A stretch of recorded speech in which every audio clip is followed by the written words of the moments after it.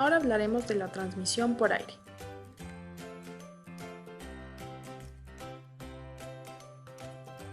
La transmisión por vía aérea se da principalmente por gotas evaporadas.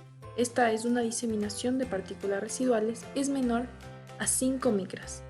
Por esto tiene una gran relevancia clínica. Asimismo, se puede transmitir por partículas de polvo que poseen el microorganismo infectante. Estos tienen una alta dispersión, por la cual la bacteria o el virus se queda suspendido en el aire y estos pueden continuar fluyendo con las corrientes de aire. Asimismo, estos pueden así ser inhalados o depositados en un huésped susceptible. Y esto puede ser no necesariamente a distancias cortas. Por la corriente de aire antes mencionada, se pueden depositar en pacientes a grandes distancias de donde se produjo, puede ser el estornudo o la tos inicial, de la que después fue evaporada y se depositó mucho después en otro. Asimismo, existen varios tiempos en los que se puede quedar suspendido en el aire. Eso depende, claro, de cada patógeno. La ubicación de estos pacientes es de suma importancia. Primero, es necesario que estén en una habitación individual. Esta habitación debe tener requerimientos especiales, como son una presión de aire negativa en relación al exterior. Asimismo, es necesario que tenga un recambio de aire de 6 a 12, principalmente cada hora. Asimismo, la descarga del aire del interior al exterior es necesario que sea filtrado y que tenga una máxima eficiencia. Es necesario monitorizar este aire para que no circule en áreas importantes del hospital. Esto se da principalmente por la alta transmisibilidad de estos patógenos. Por esto, es necesario el aire negativo para que el virus no pueda viajar por la bacteria por el aire. Por esto mismo, es necesario que la puerta de la habitación del paciente esté cerrada en todo momento, ya que así perdería todo el sentido de la presión negativa y asimismo esta no podría mantenerse. La protección respiratoria es fundamental en estos casos. Primero, usar una mascarilla N95 antes de entrar a la habitación. En esta mascarilla no se permite el paso de patógenos mayores a 5 micras. Asimismo, en estos casos no se debería permitir el ingreso de pacientes inmunodeprimidos, ya que estos son mucho más susceptibles a poder padecer estas enfermedades incluso con el uso de una mascarilla. Los inmunodeprimidos van desde pacientes con VIH, pacientes que utilizan fármacos inmunodepresores o poseen enfermedades debilitantes. Asimismo, si necesariamente deben entrar a esta habitación, tienen que utilizar todas las medidas de barrera posible para evitar su contagio.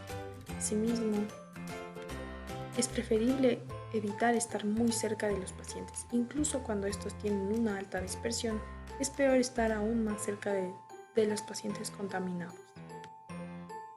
Asimismo, es fundamental realizar una buena higiene de manos siempre antes de ingresar al estar en contacto con los pacientes y después de sacarse la mascarilla.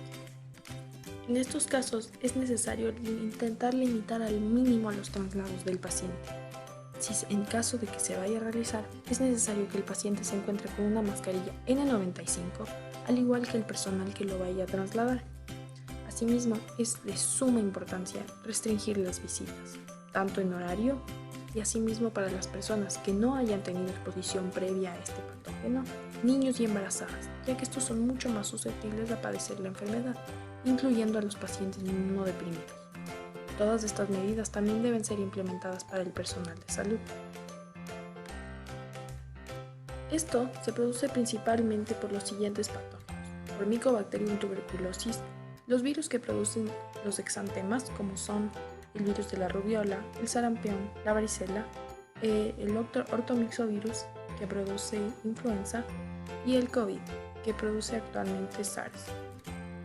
Todos estos patógenos cumplen con una misma característica, y es que estos se pueden quedar suspendidos en el aire y pueden ser depositados en cualquier persona que sea susceptible, sin que ésta esté al tanto, que estuvo en un contacto. Es decir, como cuando una persona está enferma y uno sabe que estuvo en contacto con esta persona, en estos casos pueden no haber estado en contacto con ninguna persona susceptible y aún así adquirir la enfermedad. ya que fue transmitida por una persona que estuvo en ese espacio hace mucho tiempo. El uso empírico de las precauciones se puede utilizar en varios casos. Estos se pueden utilizar antes de haber dado un diagnóstico definitivo en un paciente.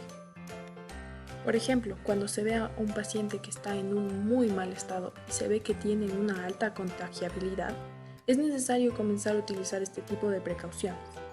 Asimismo, su uso rutinario reduce en gran medida los riesgos de transmisión. Por ejemplo, están las diarreas que se transmiten de contacto. En esta están la Escherichia coli, la Shigella, el virus de la hepatitis y el Clostridium difficile. Todos estos tienen importancia epidemiológica. Asimismo, las infecciones respiratorias, como el Mycobacterium tuberculosis que se transmite por vía aérea, la Bordetella pertussis que se transmite por gotas y contacto. Por otro lado están las infecciones de piel, que principalmente se contagian de manera de contacto, como pueden ser las infecciones por Staphylococcus aureus o Streptococcus del grupo A. Los exantemas, que pueden ser tanto de contacto como por vía aérea. Las medidas de traslado. Para comenzar, el traslado del paciente debe ser limitado lo más posible. Asimismo, es necesario que el paciente salga utilizando todas las barreras posibles, obviamente acorde al tipo de patógeno transmisible que posea el paciente, ya sea mascarilla o apósitos. Asimismo, al sitio en el que se le vaya a transportar al paciente, las personas que lo reciban deben ser informadas sobre todas las precauciones del paciente, ya sea intra o extrahospitalario.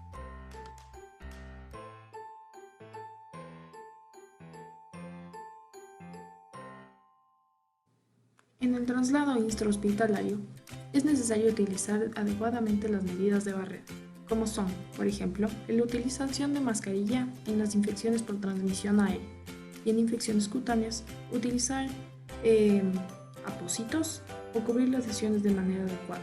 Asimismo, se puede colocar una bata encima del paciente en el caso de que no pueda ser cubierta la herida.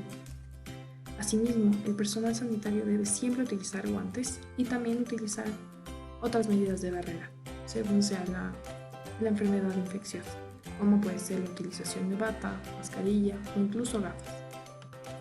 Por otro lado, en el traslado extrahospitalario, es de suma importancia comunicar al servicio donde será el destino del paciente el tipo de aislamiento que el paciente precisa.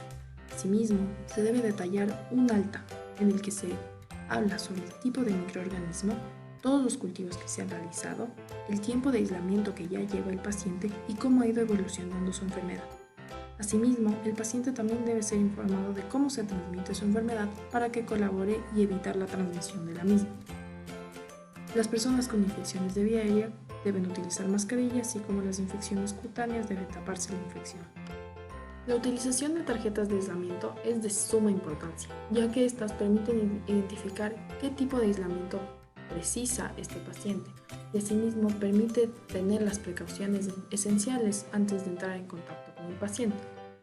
Todas las personas deben cumplir con las indicaciones que están. Asimismo, todas estas poseen un tipo de color que especifica la categoría del aislamiento del paciente. Estas deben ser colocadas en un lugar visible, fácil de entender y que tengan una cubierta impermeable para permitir la limpieza de las mismas.